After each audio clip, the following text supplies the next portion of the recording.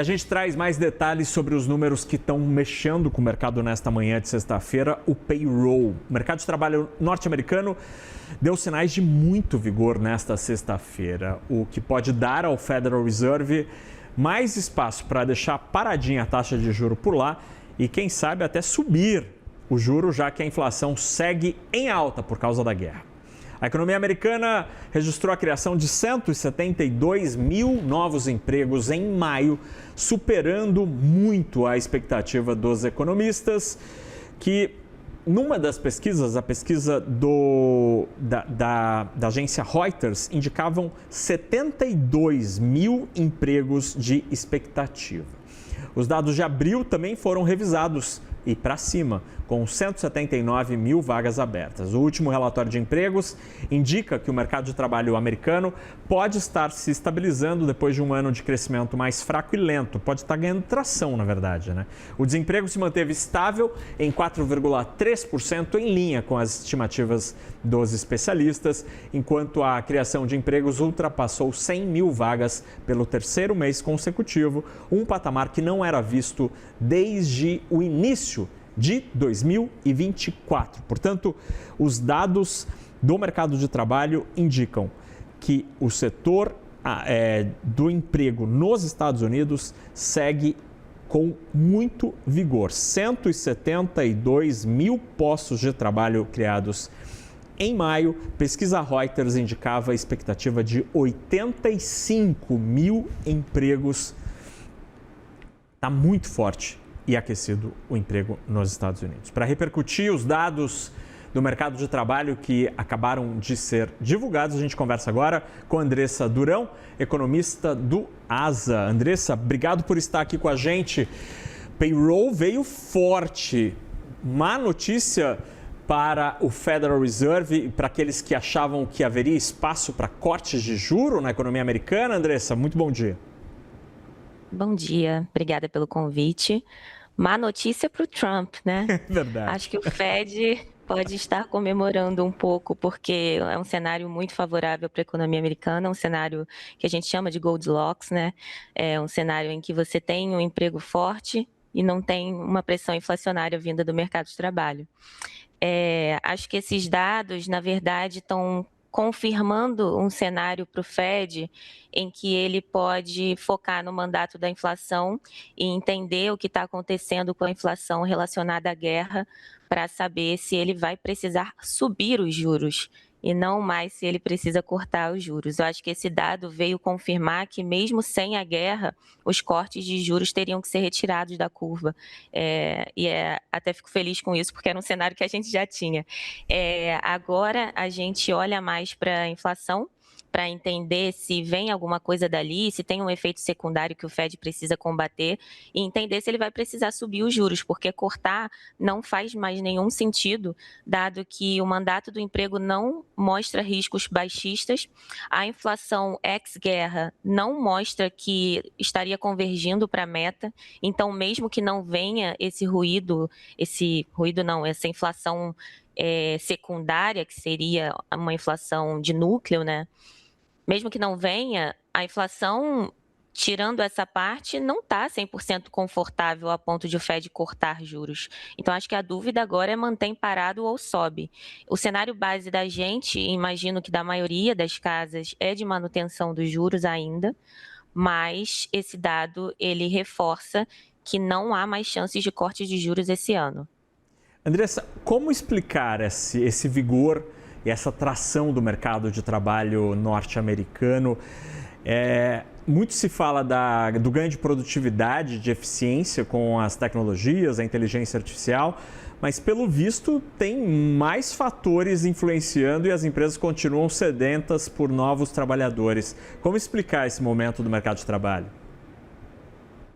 Se fosse produtividade, a gente ia olhar nos dados de crescimento, crescimento e produtividade, e não o emprego crescendo. O que a gente está vendo é número de vagas de emprego maiores com empregados, né?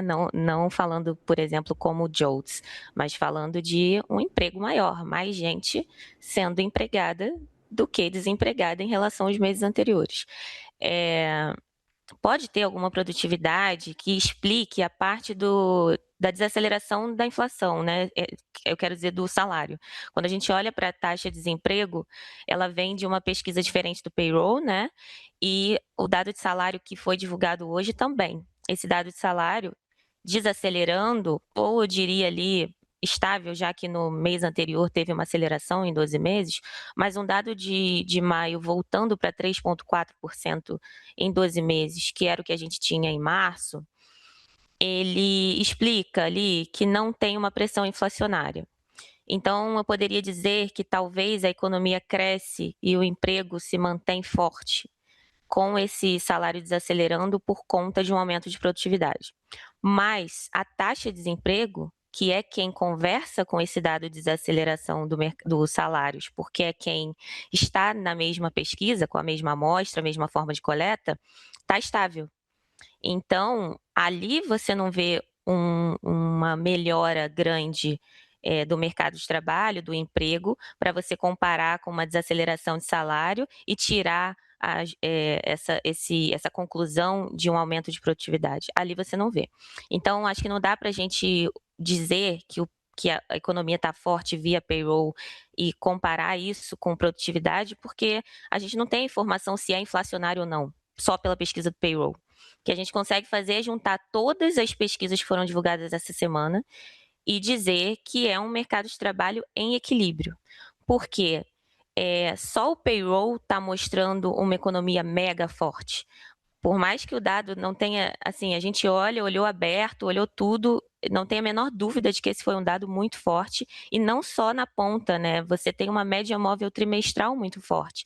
Então, a gente está vendo surpresas positivas consecutivas vindas do payroll. E o dado não foi concentrado em um só setor, ele está mostrando realmente que a economia está forte, olhando para a pesquisa do payroll.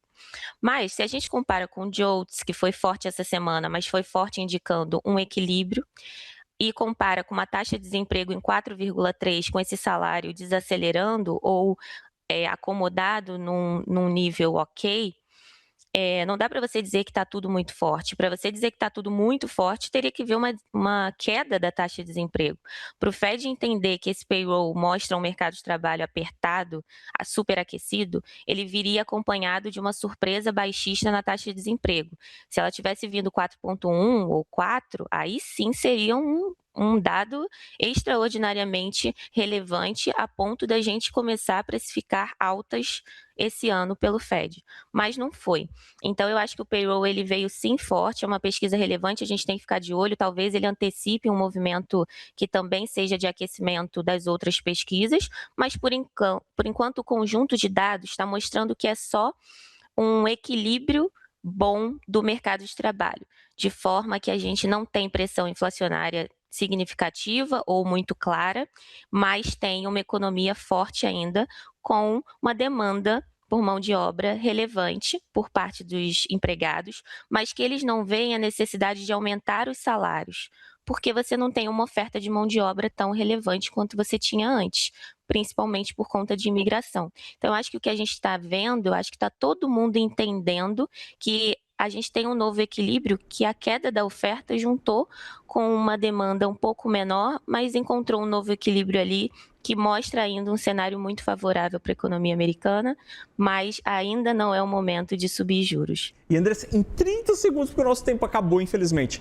esse cenário que a gente pode descartar cortes de juro no curto e médio prazo lá nos Estados Unidos, faz com que a trajetória do dólar aqui no Brasil deixe de ser de queda e agora a gente vai ter, sei lá, R$5 como novo piso para a moeda?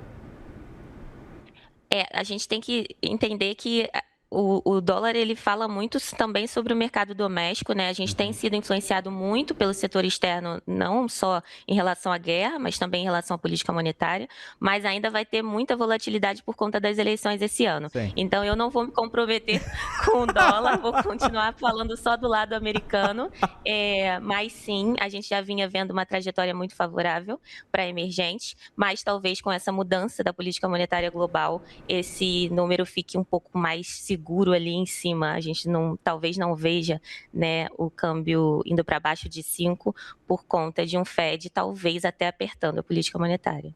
Muito bem, Andressa Durão, economista do ASA, que muito gentilmente nos atende nesta sexta-feira e de maneira maravilhosa me deu uma resposta ótima aqui.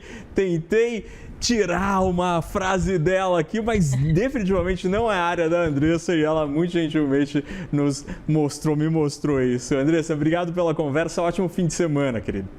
Para vocês também. Tchau, tchau.